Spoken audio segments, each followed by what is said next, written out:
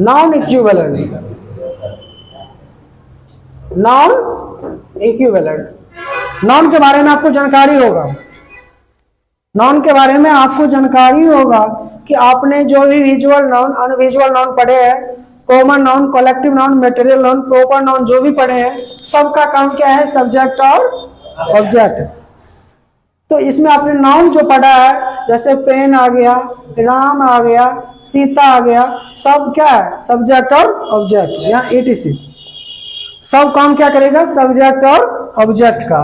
दूसरा आ जाता है प्रोनाउन। प्रोनाउन के बारे में आपने पढ़ा होगा, I, we, you, he, she, it, they, someone, somebody, etc। बहुत सारा प्रोनाउन है। समवन, समबॉडी, हाँ WH वर्ड में भी आता है। WH वर्ड का 3 रोल होता है, एक प्रोनाउन का रोल होता है और अलग अलग रोल होता है। अब मैं बताऊंगा, पहले आप प्रोनाउन का रोल देख लीजिए। तो ये जो आप पढ़े हैं ना, I, we, you, he, she, it, someone, nobody, each, every, either, neither, this, that, these, those, ये सब जो प्रोनाउन आता है, जैसे व्हाट, व्हाई, होम, सब इंटेरोगेटिव प्रोनाउन है। तो सब ये सब सब्जेक्ट और ऑब्जेक्ट के रूप में काम करेगा। अगला आ जाता है नॉन इक्विवेलेंट। नॉन इक्विवेलेंट क्या होता है? दुनिया में आपको सब्जेक्ट और ऑब्जेक्ट के लिए 2 चीज पढ़ना। अभी आपने 2 चीज पढ़ा, 2 चीज जो पढ़े हैं अब इसीलिए पढ़े हैं कि इसमें आपको सब्जेक्ट और ऑब्जेक्ट बनाने के लिए नाउन और प्रोनाउन की जरूरत होता है। तीसरा जो जरूरत होता है वो होता है नॉन इक्विवेलेंट। वो नाउन है नहीं लेकिन नाउन की तरह काम करेगा। नाउन है नहीं, नॉन इक्विवेलेंट का मतलब ही होता है वो नाउन है नहीं लेकिन नाउन की तरह काम करेगा। सपोज कर लीजिए कि मैं किसी ऑनर से मिलने के लिए गया और उसके वो ऑनर है नहीं, उनके घर पे जो रहेगा फिलहाल वही ऑनर का काम मेरा काम करेगा या ऑनर आके करेगा? जो घर पे है वही काम करेगा ना। तो क्या हो गया? Non equivalent. अब नाउन है नहीं लेकिन नाउन का काम कर रहा है। ऐसे नहीं समझिए, फिर दोबारा समझिए इस चीज को। जैसे आपके दादाजी के पास कोई आया, कोई काम से आया और दादाजी घर पे नहीं है, दादाजी घर पे नहीं है। फिर आपके फादर भी हो सकता है कि फादर भी आपके घर पे नहीं है, ऐसा भी तो हो सकता है। तो दादाजी और फादर दोनों एब्सेंट है। उस सिचुएशन में क्या होता है कि आप रहते हैं ना घर पे, आप पूछते हैं ना कि बताइए क्या है, कोई शादी का कार्ड देने आया है, तो आप कार्ड रिसीव करते हैं कि नहीं? तो आप दादाजी बन गए हैं? नहीं ना बने। पापा जी बने हैं? नहीं बने। लेकिन जो दादाजी या पापा जी का जो काम था वो आपने अदा किया, काम पूरा किया ना, तो आप क्या हो गए? इक्विवेलेंट। वो नाउन और प्रोनाउन होता नहीं है, नाउन होता नहीं है लेकिन नाउन की तरह काम करता है। वह क्या कहलाता है? Non equivalent. तो इसको हम 2 भाग में रखेंगे। एक में रखेंगे इन्फिनिटिव जिरंड, एक होता है इन्फिनिटिव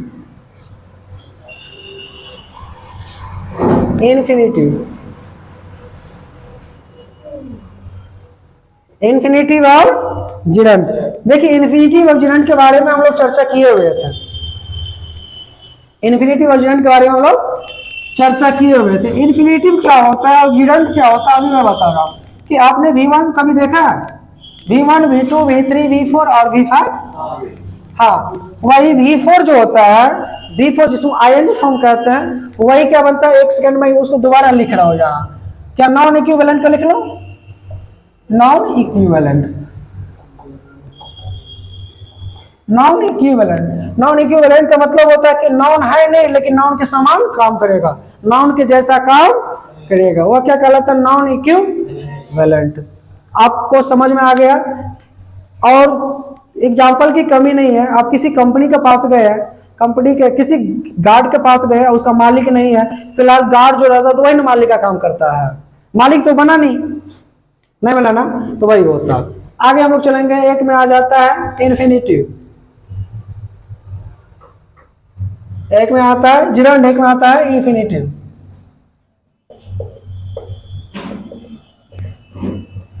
डिक्शनरी के जो भी वर्ब है सारे के सारे क्या है? इन्फिनिटिव। अब इन्फिनिटिव क्या है बता रहा हूं। और जिस वर्ब में ING लग जाता है वह क्या बन जाता है? जिरंड। अब हम लिखेंगे राइट में क्या बनेगा? ING का राइटिंग। आप यहाँ देखिए ये जिरंड जो होता है ना, देखने में लगेगा वी फोर्स की तरह, वर्ब की तरह। अब राइटिंग कर देंगे तो आप इसको कहिएगा वर्ब, वर्ब कहिएगा। लेकिन यह कभी कभी क्या करेगा, जिरंड का भी काम करेगा, जिरंड हो गया तो नाउन की तरह काम करेगा। अब समझेगा राइटिंग, अब हो गया रीडिंग, स्पीकिंग, स्पीकिंग आगे हो जाएगा कमिंग, ईटिंग, etc। जिस वर्ब के लास्ट में आप आईएनजी लगा देंगे वह V4 बन जाएगा। क्या बनेगा वो? V4 बनेगा। लेकिन वह जब नाउन की तरह काम करेगा तो वह V4 नहीं रहेगा, वर्ब नहीं रहेगा, वह क्या बनेगा जी? जिरंड बनेगा। क्या बनेगा वो? जिरंड। तो हर V4 क्या करता है? जिरंड का काम करता है, हर जिरंड V4 का काम करता है। अब हमें रोल देखना है कि सेंटेंस में जिरंड की तरह काम कर रहा है कि वर्ब की तरह काम कर रहा है। क्लियर? इन्फिनिटिव का मतलब होता है यदि कोई वर्ब में टू लगा दे, to eat, to play, to write, to go, to go, to read, हाँ, टू रीड, etc। यानी डिक्शनरी के सारे वर्ब जो होते हैं सब टू लेकर के आता है। क्या लेकर के आता है? टू लेकर के आता है। लेकिन टू लगता नहीं है, टू वहां लगता है जहां जरूरी है। हर व्यक्ति के अंदर अच्छाई और बुराई होता है, लेकिन बुराई वो कब दिखाता है? जहां जरूरी है, और अच्छाई कहां दिखाता है? जहां जरूरी। लेकिन उसके अंदर होता है कि नहीं? सभी वर्ब टू लेकर के आता है। यानी डिक्शनरी के दुनिया के जो भी वर्ब है सब क्या है? वो इन्फिनिटिव में। लेकिन कहीं में किसी में टू लग जाता है तो किसी में टू, रीजन वही है कि जहां जरूरत है वहां लगता है, जरूरत नहीं है तो नहीं लगता। तो हो गया इन्फिनिटिव और जिरंड। हाँ, जिरंड और इन्फिनिटिव, ये हमें सब्जेक्ट और ऑब्जेक्ट के रूप में काम करेगा। यहां तक समझ में आ गई? सब्जेक्ट हमेशा मतलब प्रोनाउन नहीं, सब्जेक्ट नाउन भी हो सकता है, सब्जेक्ट प्रोनाउन भी हो सकता है, सब्जेक्ट जिरंड भी हो सकता है, सब्जेक्ट इन्फिनिटिव भी हो सकता है, ऑब्जेक्ट भी हो सकता है। ऑब्जेक्ट नाउन और प्रोनाउन भी, नाउन प्रोनाउन इन्फिनिटिव जिरंड सब सब्जेक्ट ऑब्जेक्ट का काम करेगा। ये सारे के सारे सब्जेक्ट और ऑब्जेक्ट दोनों का काम करेगा। सब्जेक्ट का भी काम करेगा और ऑब्जेक्ट का भी काम करेगा। फिर मैं बताऊंगा कि सब्जेक्ट अगर शुरू में काम कर रहा है तो सब्जेक्ट का, लास्ट में रहेगा या बीच में रहेगा तो ऑब्जेक्ट का। क्लियर? क्लियर भाई? तो इन्फिनिटिव में क्या होता है कि जब वर्ब के पहले टू लग जाता तो वह क्या बन जाता है? इन्फिनिटिव। और जब वर्ब में आईएनजी लग जाता है तो क्या बनता हो? जिरंड। ये infinitive gerund as a noun की तरह काम करेगा, लेकिन नाउन होता नहीं है। यह मैं बताया था ना कि यह नाउन होता नहीं है। इक्विवेलेंट का मतलब ही होता है कि उसके जैसा काम करेगा, नाउन होता नहीं है। यहां तक समझ में आ गई? अब हम लोग मिटाओ उसको।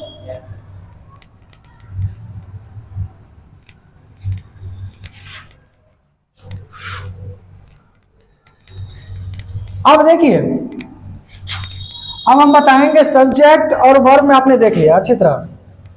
तो सब्जेक्ट और वर्ब हमने नाउन और प्रोनाउन जो पढ़ा था, क्यों पढ़ा था, किस लिए पढ़ा था, कम ही काम आया ना। अगर नाउन और प्रोनाउन नहीं पढ़ते तो हमारा सब्जेक्ट नहीं मिलता। सब्जेक्ट मिलता क्योंकि नाउन प्रोनाउन ही सब्जेक्ट बनता है, नाउन प्रोनाउन ही ऑब्जेक्ट बनता है। सब्जेक्ट और ऑब्जेक्ट के लिए ही हम लोग नाउन प्रोनाउन को पढ़ते हैं। जो नाउन इक्विवेलेंट होता है, जो इन्फिनिटिव जिरंड जो पढ़ते हैं वो सब्जेक्ट और ऑब्जेक्ट के लिए ही पढ़ते हैं। और हम लोग समझते हैं कि अब हमें सब्जेक्ट, वर्ब और ऑब्जेक्ट। अब देखिए यहां आपको आप बताएंगे आपको कि आई ईट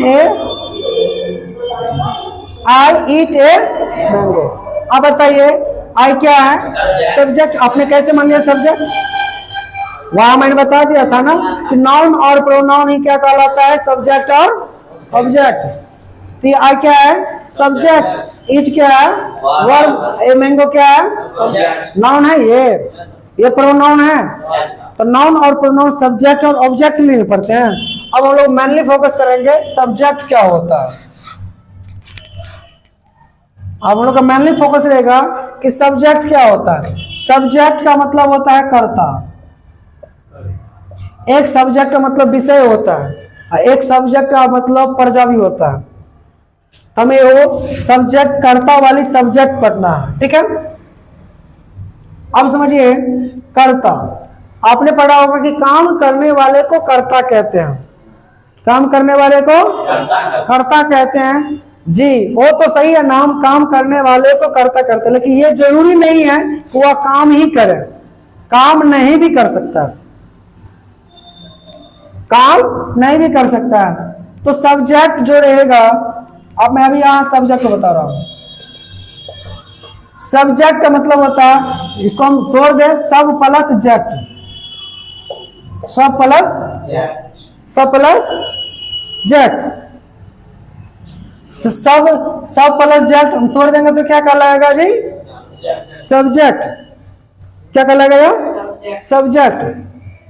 अब हम लोग देखेंगे कि सब्जेक्ट को तोड़ दिए, अब उसके बाद हम लोग आ जाएंगे कि सब्जेक्ट होता क्या है। जो भी आप नाउन और प्रोनाउन, दुनिया के हर वो चीज सब्जेक्ट हो सकता है। सब्जेक्ट दो प्रकार का होता है, तो एक होता है लिविंग, एक होगा क्या? Non living. लिविंग और नॉन लिविंग। याद रखिए, अब टेंस का जन्म कैसे हुआ होगा बता। दुनिया में एक भी ऐसा सेंटेंस नहीं है जो आप बिना टेंस का बोल पाएंगे, एक भी सेंटेंस नहीं है जो बिना टेंस का बोल पाएंगे। तो लिविंग, अगर लिविंग होगा, लिविंग मतलब क्या होता है? सजीव। अगर लिविंग होगा तो वो काम भी करेगा, एक्शन कब होगा? तो डूअर। जो लिविंग होगा वो डूअर होगा। क्या होगा? डूअर। डू मतलब होता है करना, ईयर मतलब डूअर, ईयर जो क्या हो जाएगा? करने वाला। जो सजीव होगा कोई ना कोई काम करेगा, कोई ना कोई काम करेगा। तो ये आपको 90% काम करता है। कितना परसेंट? 90% काम करता है। कुछ डूअर ऐसे भी होते हैं जो लिविंग होते हुए भी वह काम नहीं करता है, वो 10%। एक लिविंग। अब यहाँ एक यह जो नॉन लिविंग होगा, ये क्या होगा? Non doer. क्या होगा ये? Non doer. क्या होगा यह भी 90%। अब कहिएगा 10% जो नॉन लिविंग होगा वो काम करेगा। अब कहेंगे पेन, तो पेन काम कर रहा है। हम कहेंगे बोर्ड काम कर रहा है, क्या काम कर रहा है? ये बढ़ रहा है, प्रजनन कर रहा है, कुछ कर रहा है? नहीं ना, नॉन लिविंग है ना। ये होता है 10% जो होता है वो ये नॉन लिविंग भी, नॉन 10% जो नॉन लिविंग होते हुए भी क्या करेगा? वो काम करेगा। क्या करेगा? वो काम करेगा। कितना परसेंट? 10%। इसमें 10% जो बच गया लिविंग होते हुए भी काम नहीं करेगा, लिविंग होते हुए भी काम नहीं करेगा। अब मैं आपसे पूछ रहा हूं कि आपको पढ़ाया जाता है, आपको पढ़ाया जाता है, आप काम कर रहे हो कि आपके ऊपर काम किया जा रहा है? किया जा रहा है। तो देखिए, लिविंग होते हुए भी नॉन लिविंग का काम किया ना। अरे आप तो सजीव हो लेकिन आप काम तो नहीं कर रहे हो ना, आपके ऊपर काम किया जा रहा है, तो 10% उसमें आ जाएगा। तो जो लिविंग होता है, जो लिविंग होता है वो होता है डूअर। क्या होता है वो? डूअर मतलब काम करने वाला होता है। तो यहां से जन्म हो गई टेंस की। कौन सी जन्म हो गई? टेंस की। जो काम नहीं करता है, काम नहीं करता है, वो नॉन डूअर होता है। यहाँ आ गई जन्म, यहाँ जन्म हो जाती है वॉइस की, वॉइस की। तो वॉइस एक्टिव और पैसिव होता है, वॉइस एक्टिव और पैसिव होता है ना। तो याद रखेंगे जो एक्टिव वॉइस होता है वो टेंस कहलाता है। तो यहाँ दोबारा हम यहाँ डायरेक्ट हम पैसिव लिखें, डायरेक्ट हम क्या लिखें? पैसिव लिखें, पैसिव है। अब यहाँ रखेंगे तो टेंस क्या कहलाता है? एक्टिव वॉइस कहलाता है। टेंस क्या कहलाता है? एक्टिव वॉइस तभी होगा जब वो डूअर रहेगा और लिविंग होगा। 10% नॉन लिविंग भी हो सकता है। यहाँ वॉइस में क्या आएंगे? यहाँ नॉन लिविंग में, तो यहाँ नॉन लिविंग से जन्म हुई इनकी वॉइस की। वॉइस में कौन voice? Passive voice. Active voice tense. Tense कहलाएगा आपका एक्टिव वॉइस और जो नॉन लिविंग जो है वो कहलाएगा आपका पैसिव वॉइस। हाँ, लेकिन 90% यह नॉन लिविंग होगा, 10% वो लिविंग हो सकता है, 10% वो लिविंग हो सकता है। यहाँ 90% आपको क्या होगा, लिविंग होगा, 10% क्या होगा, नॉन लिविंग होगा। ये सब क्या कहलाएगा, टेंस। इधर सब क्या कहलाएगा, पैसिव यानी वॉइस कहलाएगा। आई समझ में। अब हम लोग समझेंगे। अब कहेंगे कि मैं जाता हूं, मैं जाता हूं सजीव है कि निर्जीव है, सजीव है, तो मैं जाता हूं टेंस हुआ, टेंस हुआ। मैं पढ़ाता हूं, पढ़ाता हूं सजीव हुआ, तो टेंस हुआ। दुनिया में एक भी ऐसा वर्ड नहीं है जो बिना टेंस का आप बोल पाएंगे। एक भी ऐसा शब्द, एक भी ऐसा सेंटेंस नहीं है जो बिना टेंस का आप बोल पाएंगे। दूसरा है नॉन लिविंग में कि एक भी नॉन लिविंग में आप जो भी बोलेंगे वो पैसिव वॉइस में बोलेंगे। हाँ, लेकिन 10% ये लिविंग ही बनेगा, 10% वो लिविंग ही बनेगा। अब मैंने बता दिया कि तुम्हें पढ़ाया जाता है। अब कहेंगे मैं अंग्रेजी पढ़ता हूँ, मैं अंग्रेजी पढ़ता हूँ। अब कहेंगे कि मुझे अंग्रेजी पढ़ाया जाता है, ये तो था लिविंग, लेकिन काम किसका किया। अब कहेंगे पेन टूट गया, पेन टूट गया, तो यह पेन सजीव है कि निर्जीव है, निर्जीव है। तो यह पेन टूट गया, यह टेंस है कि वॉइस है, नॉन लिविंग है ना, तो क्या होगा, वॉइस होगा। लेकिन लोग इनको क्या करते हैं, टेंस में बनाते हैं। मैं थक गया हूं, क्या बनाते हैं, लिविंग। लेकिन आप थक गए कि आपको थकाया गया है, थकाया गया ना। कॉमन सी बात पकड़िए इसको, आप थके हो कि आपको थकाया गया है। अब कहेंगे मैं थक गया हूं, अपने आप थके हैं कि हम कोई काम करवाया गया तो ना थके हैं, कोई काम करवाया गया तो ना थके हैं। जब आपको काम करवाया जाएगा तो यह लिविंग होते हुए भी आप कौन से का काम करेंगे, लिविंग का काम करेंगे। तो यह क्या होगा, पैसिव। तो बनाते हैं ना, I am tired, I am, तो टायर्ड V2 है कि V3 है, V3 है ना,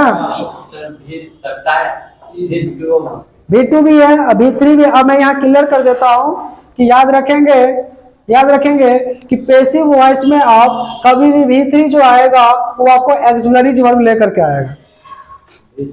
हाँ, एक्सुलरीज वर्ब लेकर के। V3 अकेला नहीं आता, V3 V4 अकेला नहीं आता। हाँ, V3 V4 और V1 अकेला नहीं आता, V2 अकेला आता है, V2 अकेला आता है।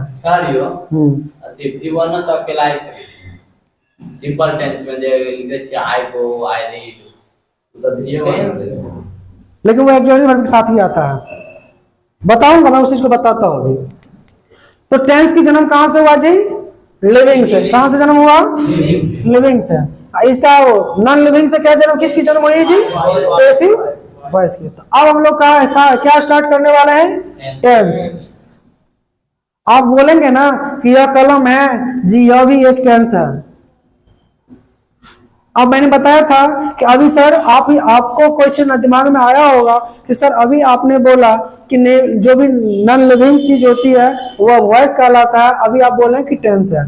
मैंने बताया था ना 10% बचाया था ना, इसमें 10% बचाया था ना, वही क्या कहलाएगा, इसमें आएगा, यह टेंस है।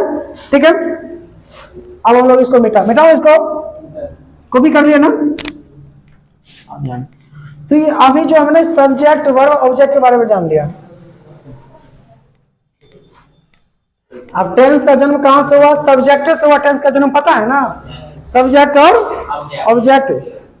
टेंस पढ़िए, वॉइस पढ़िए, कुछ भी पढ़िए, टेंस और सब्जेक्ट और ऑब्जेक्ट को रहना जरूरी है। बिना सब्जेक्ट के आप एक वर्ड भी नहीं बोल पाएंगे, एक सेंटेंस भी आप नहीं बोल पाएंगे। अब ये समझ में आ गया ना। अब हम लोग आ जाते हैं कि यहां आप टेंस ले लेते हैं। जैसे हम कहेंगे आई, वी, यू, दे,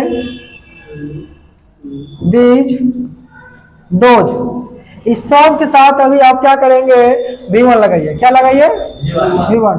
आप कहेंगे मैं जाता हूं, क्या बनाएंगे, आई गो। हम लोग जाते हैं, वी गो।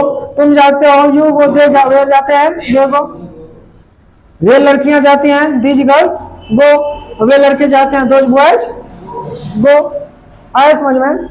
यही रहेगा आपका ही सी दिस दैट। यहाँ क्या होगा? नाउन, एक से अधिक नाम ले लो, नाउन प्लस एंड, फिर नाउन। एक से अधिक नाउन को हम एंड से जोड़ेंगे तो प्लूरल हो जाएगा ना। आगे है दिस दैट, सब के साथ क्या लगा देंगे आप? B5। क्या लगा देंगे? आप कहेंगे वह जाता है, ही गोज, क्या होगा? He goes. वह जाती है, सी गोज। वह लड़का जाता है, दिस वह गोज, गो की गोज। वह लड़की जाती है, दिस गर्ल या दैट गर्ल गोज। मैं जाता हूँ, आई गो, गो की गोज, आई गो। अब देखिए गो होगा। अब मैं बता रहा हूं, एक सेकंड सुनिए इधर कि सब्जेक्ट यदि आपका सिंगुलर हो, सब्जेक्ट यदि आपका सिंगुलर हो तो वर्ब भी क्या होगा? सिंगुलर होगा। सब्जेक्ट सिंगुलर हो तो वर्ब भी क्या होगा? सिंगुलर होगा। तो आई जो है सिंगुलर है कि प्लूरल है? आई नेचर में क्या है? सिंगुलर है। यूज में तो आप यहाँ नेचर बता रहे हो कि यूज कर रहे हो? इसका यूज कर रहे हो ना। तो आई नेचर में सिंगुलर है। फर्स्ट पर्सन में बताए हुए थे कि फर्स्ट पर्सन का सिंगुलर में होता है आई, प्लूरल में होता है वी। तो वो उसका नेचर था ना। अभी तो हम लोग यूज कर रहे हैं उसका। तो फर्स्ट पर यहाँ यूज में क्या है? प्लूरल है। और जितना भी V1 होता है वो सब प्लूरल में होता है। मैंने बता दिया था कल कि वर्ब जो होता है V1 फॉर्म में जो होता है वो क्या होता है? प्लूरल होता है। आए समझ में? तो सिंगुलर सब्जेक्ट के साथ सिंगुलर वर्ब और प्लूरल सब्जेक्ट के साथ प्लूरल। इसी को हम बोलते हैं SSPP। SSPP सिंगुलर सब्जेक्ट का सिंगुलर वर्ब और प्लूरल सब्जेक्ट के साथ प्लूरल वर्ब। क्लियर? अगर आपका सब्जेक्ट सिंगुलर हो तो वर्ब क्या होगा? सिंगुलर। अगर सब्जेक्ट प्लूरल होगा तो वर्ब क्या होगा? प्लूरल। हाँ, बट याद रखना पास्ट में केवल आई के साथ वाज का यूज किया जाता है। पास्ट में केवल आई के साथ वाज। तो वाज सिंगुलर है कि प्लूरल है? सिंगुलर है। आई क्या है? प्लूरल। यहां तो फंस गए। केवल यहाँ केवल अंग्रेजी में, पूरी अंग्रेजी में एक ही ऐसा सिचुएशन है, एक ही ऐसा कॉन्सेप्ट है पास्ट टेंस में जो जहां आई के साथ हम लोग क्या लगाते हैं? वाज। बाद बाकी और कहीं नहीं। बाद बाकी और कहीं नहीं।